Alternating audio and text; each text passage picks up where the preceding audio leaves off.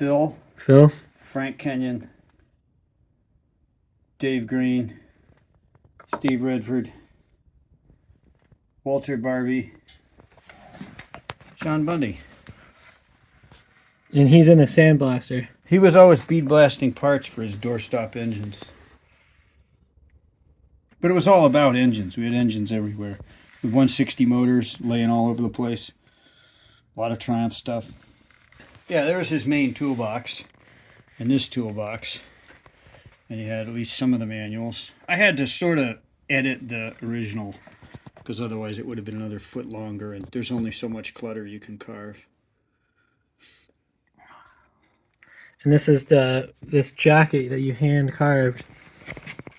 Yeah, he kept his riding an old bell staff on the post there. And some helmets that were usually really old. What do you got? What are these? Oh, just boxes. I had to sort of randomly try and carve abstract clutter. Because the shop was just There filled boxes with crap. of stuff everywhere. Yeah, like Carburetors, in here and stuff, and flat, yeah. in here, yeah. Yeah, trying to abstract clutter without carving each individual thing. But I did barrels and ashtrays and beer bottles and just endless stuff. Wow, that is freaking incredible. To make this, he had a bunch of special tools hanging above the solvent tank. So I just gutted a cheap broken pocket watch and took the parts out of it because they look like what I wanted things to look like.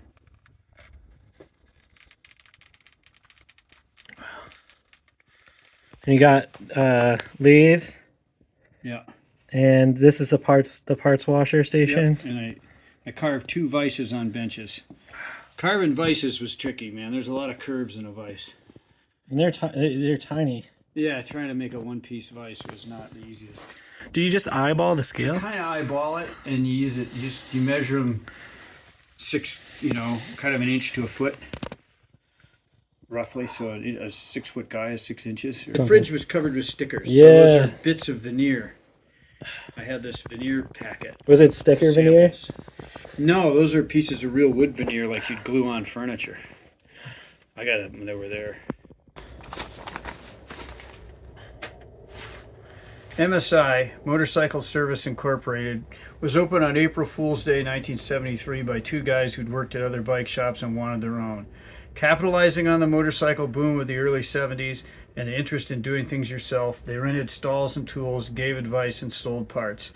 That was fun, but the 12-hour days became too much, so the shop became an all-brand repair shop with an emphasis on British bikes.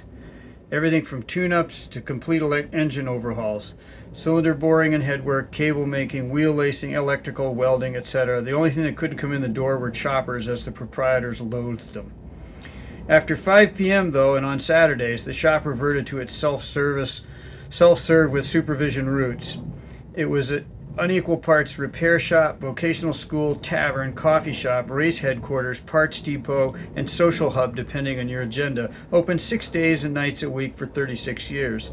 Tinkerers, newbies, veteran riders, frantic racers doing last-minute prep, people into vintage bikes no sane person would work on, etc., poured through the door, and it went on often until the wee hours.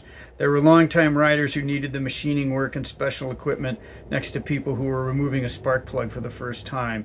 It's where I learned most of what little I know and enabled me to enjoy riding and racing the old bikes since I started going there in the 1980s.